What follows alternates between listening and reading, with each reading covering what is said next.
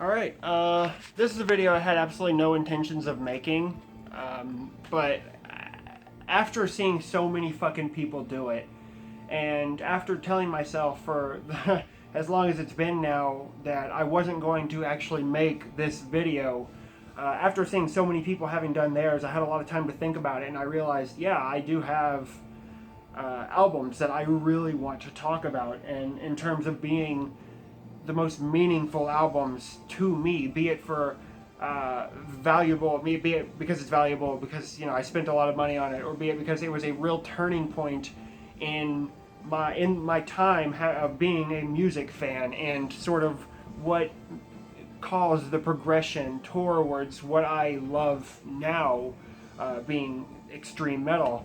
And I have a lot of albums pulled out here, probably 70 to 90, somewhere in there. So if this is looking a bit thin, that's probably why. I also have some CDs pulled out. I don't know how I want to fucking show these. I know I'm going to show them in sections, like in terms of the vinyl, but I do have some CDs pulled out here. So I'm actually just going to kind of try and show them in the progression since, like, where I started and where it led me. So the first stack I have here is a pretty thick stack, and this is where it all started for me. All of these albums were pretty much the first albums that I ever loved, and this is going to be incredibly embarrassing, but to be perfectly honest, I don't really give a fuck. These albums, though bad albums, not good, they mean an awful lot to me personally. So I'm not gonna take shit from anyone for liking these albums or for owning these albums, because this for me is what got the ball rolling. So, and obviously, if you guys aren't familiar with why I'm doing this is a response video to Mr. Shawn Blagger's video, his most meaningful albums, which, I liked the video, and I don't know, I just, a lot of times I see these trends happening on YouTube, and a lot of people are doing it, and I'm always telling myself, like, I'm just not going to bother. And then after everyone's already fucking done, I decide, I kind of do want to do that, because I've had a lot of time to think about it, and whatever. I'm not actually going to show any of these records. I'm just going to show that I own them, and basically give a very brief statement as to why it means so much. But like I said, I'm going to try and keep this in a very, in the sense, like, in the order, I guess, in which I discovered them and fell in love. And most all of these that I'm about to show I own for sentimental or nostalgia reasons. Basically just shit to reminisce over. But yeah, it's all pretty lame. But I'll just kind of start now. So the Used self-titled first album from 2002, I think. Yeah, 2002. Man, I remember the day this album came out, because I remember hearing one of the songs. My friend gave me a compilation CD. It wasn't like an official compilation. He basically made it, and it had a bunch of the Used and My Chemical Romance songs on it. And he fucking knew these guys before this band released their first album. So that was where it started. I mean, I fell in love with this. This was, it's so hard to actually put this into words, because I don't usually talk about these albums like this. But when I first heard this album, I was in a different planet, man. I mean, it wasn't anything that my mom would play on the radio or anything like that. I mean, I was probably 6 years old when this album came out. I was 8 years old when this album came out. So I don't know, man. I mean, this was seriously, like, this changed my life in the sense that, this got the ball rolling. And there are songs on this where there are screamed vocals, and I had never heard that before.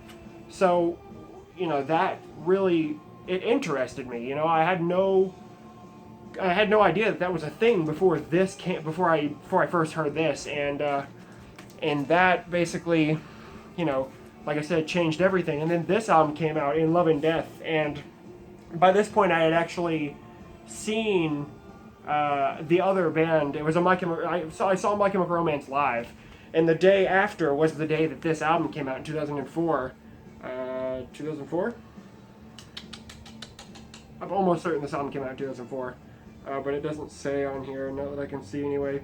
But yeah, the day after this album came out, and I immediately bought it, and this album probably means more to me than the first one does, just because I probably listened to this album way more. By that point, I had a CD player, you know, like that I actually brought to school, and fucking all the time, man. And this sort of like the Used sort of opened the door for me enjoying sort of drab, depressing music. And though this is basically like, you know, whiny baby bullshit, it's, I mean, a lot of the stuff I listen to now is basically depressive music, and this basically made me discover my love for that style of songwriting, and I love this album. So that's In Love and Death. And like I said, around the same time that the first album came out, My Chemical Romance's first album came out. I Brought You My Bullets, You Brought Me Your Love.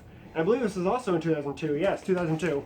So I actually heard this album a little bit later in its entirety, because like I said, my friend had made me that compilation CD, and it had some songs from this on it, but I never actually owned this album, like the CD.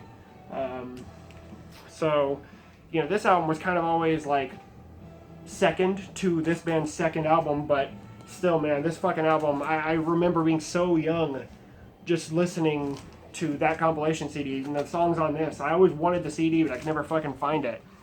And at the time, you know, if I wanted something, I had to have somebody buy it for me because I was fucking 8. So, but then this album came out, and this for the longest time was my favorite album. And I think this album came out in 2004. Yeah, 2004. And man, it was around that time. This was actually when I saw the band live. And they were touring this album. They were touring with Green Day. And man, I think I got the CD. I got the CD at the show, this album. And man, dude, I've listened to this album, I'm not kidding, thousands of times. I know every word to every song, you know, and this was like I said, man, these albums were sort of an introduction to like dark themed music, and you know, it changed everything for me. So whatever. And then these three, Silverstein, all three of these, again, just sort of screamo-y, like the sort of pop-punky, screamo-y shit. But again, man, the screaming is basically where, because there were songs on these that there was a lot more screaming and shit than on the My Chemical Romance or the Used albums, and it made me really, really interested. And I love all three of these albums, but because of that, I got into this band, and I do own 3 albums from this band as well. This is Atreyu. I have the first 3. I think it's the first 3. It might not be, but this is Suicide Notes and Butterfly Kisses, The Curse, and Death Grip on Yesterday. And The Curse was actually, when I first heard that, because Atreyu in the early days was basically like metalcore, I guess, and this is the first metalcore band this is the only metalcore band I've ever liked. But man, I remember being in elementary school, because this album came out in, I don't know, maybe 2004, 2003, something like that. But it was probably 2004 when I actually first heard this. And there are songs on here that are almost entirely in harsh screamed vocals, and that shit, I mean, that changed it for me. You know, when I heard that, that's what I wanted to hear. And all three of these albums are basically, basically that for me. But I heard this one first, and then I heard the other 2. But this was always my favorite. The song Bleeding Mascara, which is this band's most popular song, I would say. The Bleeding Mascara, The Crimson, the Remembrance Ballad, which is a slower song, Demonology and Heartache. It's all, that's what it was for me. And when I heard that, I wanted to hear more screaming shit, which is when I found this right here, Static X, Cannibal.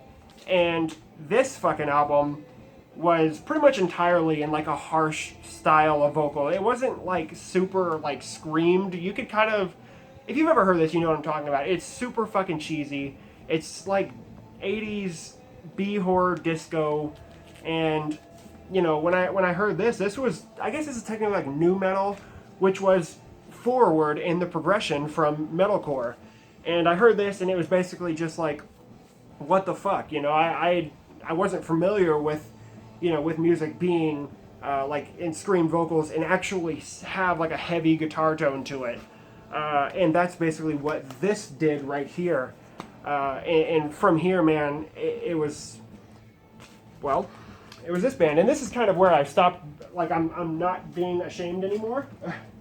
I'm perfectly happy with owning records from this band. So I'll put that right here. The Black Dahlia Murder. This was probably the first album that I heard. Miasma. I heard the song Statutory Ape or A Vulgar Picture. One of them came first, and I was probably in 7th grade at this point. This album came out in 2005, and I was probably in 5th grade in 2005. So I didn't hear this right when it came out. I heard it a few years later, but yes, it was probably 2007 probably when I heard this. But I mean, this was the first extreme metal band that I ever liked, and to this day, this is one of my favorite fucking bands. So Miasma, though it's not my favorite Black Dahlia Murder album, it has my favorite Black Dahlia Murder album songs, or Black Dahlia Murder songs, along with the other album that has my favorite Black Dahlia Murder songs, Nocturnal. I can't say this is my favorite, but the song What a Horrible Night to Have a Curse, I cannot tell you how many memories I have surrounding a couple of my friends back in Florida and that specific song. Being in my friend Logan's bedroom, and he was practicing the guitar riff for that, and you know, we would listen to the song over and over and over again because he wanted to get it so bad. And this was the one thing that kept us friends, I think, because once he sort of got out of listening to metal and stuff like that, we kind of just stopped talking. And you know, this was the band that basically gave me a friend at the time. And though it doesn't seem like a real friendship, it probably wasn't, but the memories are good, and I absolutely love this album. Then Deflorate. This album reminds me of high school probably more than any other album I own. Absolutely love this album. To this day, this is one of my favorite albums of all time. It's fucking magnificent. There's nothing I can say. I mean, it just reminds me of high school, and I love it to death. Everblack. This album reminds me of 2013 when this album came out, which is when Maddie and I first got together, and we were basically establishing our relationship, and we were learning things about each other. And I listened to this album so many times in 2013. Because of that, because I listened to this album so often while learning about Maddie and meeting her family and going places with her for the very first times. This album was what I would listen to, and because of that, I will always have some sort of connection with Everblack. Even though it's a newer album, I love this thing to death, and it already has sentimental value. So from the Black Dahlia Murder, I got into black metal, and though this isn't the first black metal album I ever listened to, this is the first one I ever bought. This is Forgotten Tomb with Songs to Leave, which is actually not an album, it's an EP, but the song Disheartenment it's one of my favorite songs of all time, and it means more to me than almost any other song on the goddamn planet. This was the first depressive black metal band I ever heard, and that song specifically was the first depressive black metal song I ever heard. And at the time, it was the longest song I had ever heard. It's like 14 minutes long. And I didn't know that I didn't know that existed at the time, when I got into this album came out, this came out a while back, but I didn't hear it until probably 2009, maybe.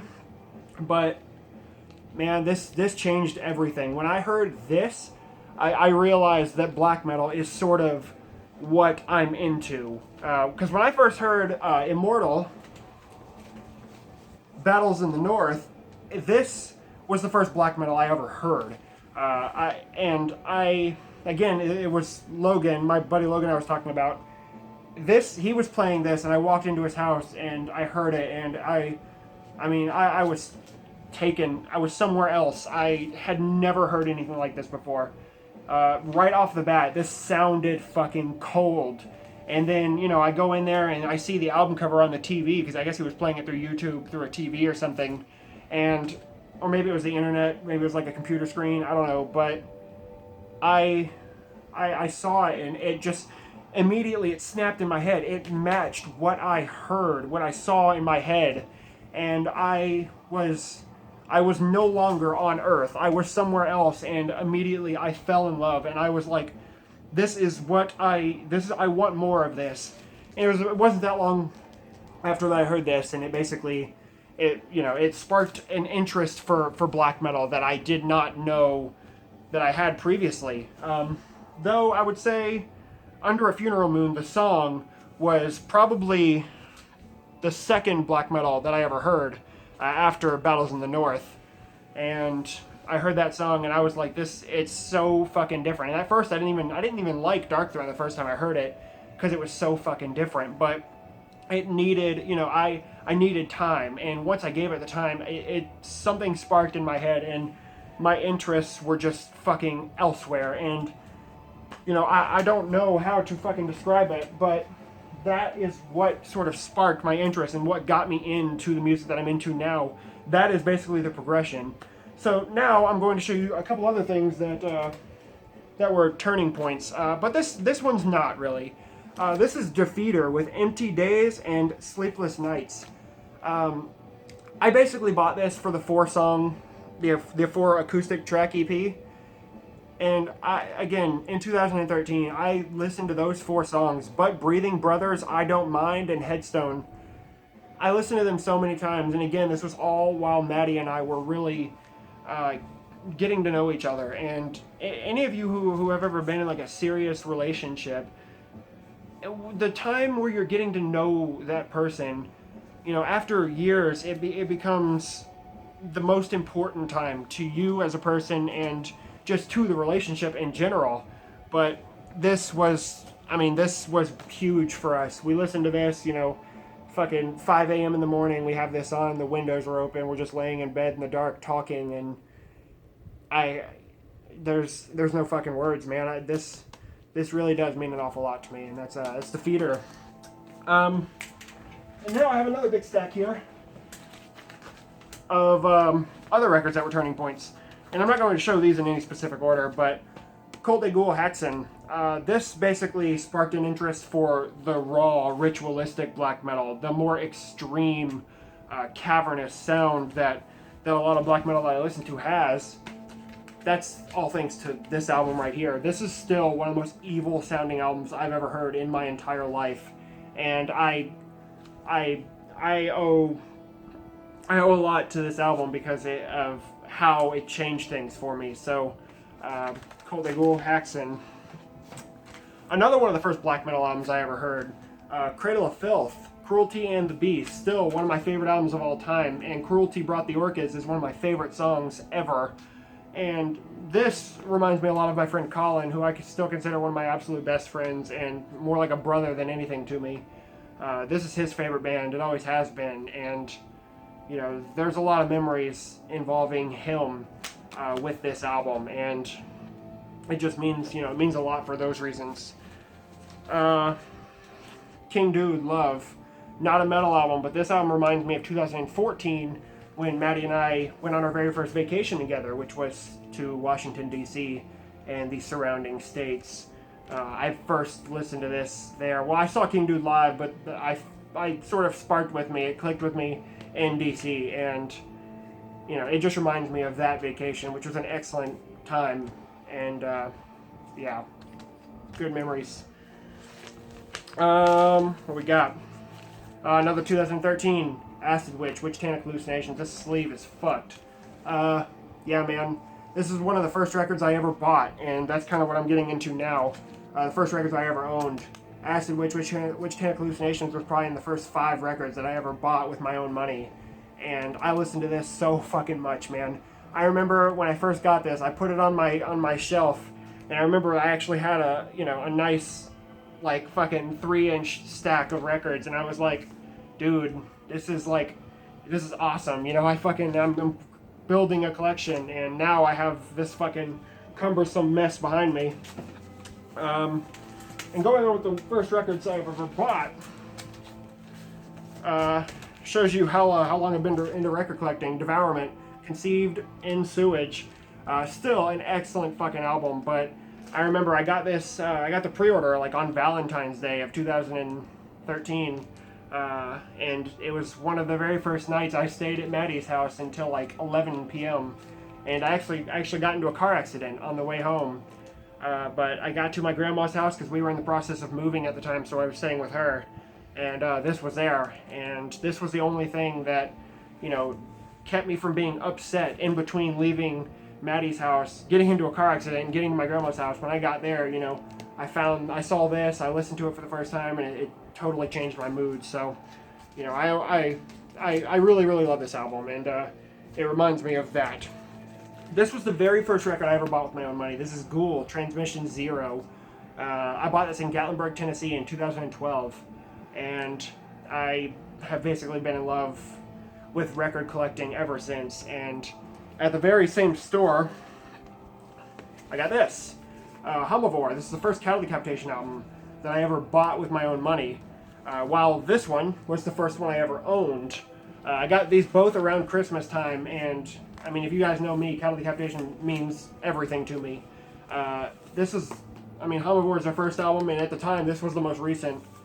And listening to them back to back and hearing the progression was unreal, man. It changed a lot for me with Cattle Decapitation because I realized how versatile they were as a band, and Cattle Decapitation I still say they're my favorite band, so it's fucking awesome. But besides that, The Harvest Floor, man. I was in 11th grade when this album came out. I think this album came out in 2009. Yeah, so 2009. I was in 9th grade. So yeah, when this album came out, I had a computer class with Colin, who I was talking about a minute ago, and we listened to this fucking every day, man. First time I heard this, I was completely blown away because I wasn't thrilled with Karma Bloody Karma, and as unfortunate as that is, when that album came out, I was like, they're back, dude. It's way fucking better than it was before. But of course, I have to talk about Humanure. Likely my favorite album of all time. The lo-fi, gritty production. This is what Cattle Decapitation is supposed to sound like. They're progressing in a much more clean, polished way, and I don't know, man. It's not this. It's not as good as this. It never will be. This is, in my opinion, the pinnacle of perfect death metal, if you will. It's not really death metal, but you know what I mean. It's like death grind, but this is that. This is basically the perfect album that's not a black metal album. So that's Humanure. Probably another one of the first black metal albums that I ever got. My mom actually got me this. Croc and Grin with The Corpses Sing Forever. This is another 2012 release, and man, this kind of like broadened what I knew black metal could be, because obviously you've seen the ones that I showed, and they're all pretty similar-ish, but this was a lot more clean, a lot more polished and symphonic, and it made me realize the possibilities within the genre, and I listened to this an awful lot. This is probably my favorite album from this band. If not, then it would be the second one. Death Came Through a Phantom Ship, but whatever. Another band right here. This is actually CDs, and I'm going to get on to the most valuable records that I own. Cancer Slug, Whore, Alabama Bloodbath, The Beast with Two Backs, and the Unkindest Cut compilation. 2013 in a goddamn nutshell, dude. This is basically the first band I ever got Maddie into, and her dad fucking hated me for it, and it was awesome, and I still fucking love Cancer Slug to this very day. Here's a band that reminds me of 2010. Putrid Pile. It's a collection of Butchery, The Pleasure and Suffering, and House of Dementia. These three albums, dude, remind me of, let's see, House of Dementia came out probably in 2011, maybe 2010, but it was one of those years, man. This fucking band was like, besides Cattle Decapitation, was the death metal band that I listened to. This is basically the only brutal death metal band that I've ever loved, And to this day, man, I fucking love Putrepile. It's easily my favorite brutal death metal. So Putrepile, all those albums, man, it's unreal. Along with this, I got this in 2013. I remember the day I got this, and you know, I remember messaging Maddie, and I was all excited because it finally came, and I was having so much fun listening to it, and she fucking hated it, and you know, it's just a fun memory. That's a great fucking album, by the way. And now I'll get on, and I'll quickly talk about my most valuable albums, because this video is already longer than it should be. So I'll just start from the top. Leviathan, Tentacles of Horror, this is the first press, first Profile Lore press. I paid over 100 bones for this, and I do it every day of the week because one of my favorite albums. Mortuary Drape, All the Witches Dance. Again, I paid a lot for this. This was an album that I was after for a long ass time, and when I finally got it, I was over the moon, man. And I really, really love this album. Very dark, ritualistic, early black metal. Though this is a newer album in my collection, and basically a newer album to me altogether, this will be one of my favorite albums of all time in the coming years. I love this album more than I can say. That's Drowning Light with an alignment of Dead Stars. Another one I'm just really pleased to own is Goat Moon with Varjot, I don't know. Great fucking Finnish black metal. The first album I ever spent more than $30 on, I think I got this for like $60. This is the first press of Karma Bloody Karma. It's not that impressive now with all the represses that are out, but super fucking slick jacket with like the embossed cover.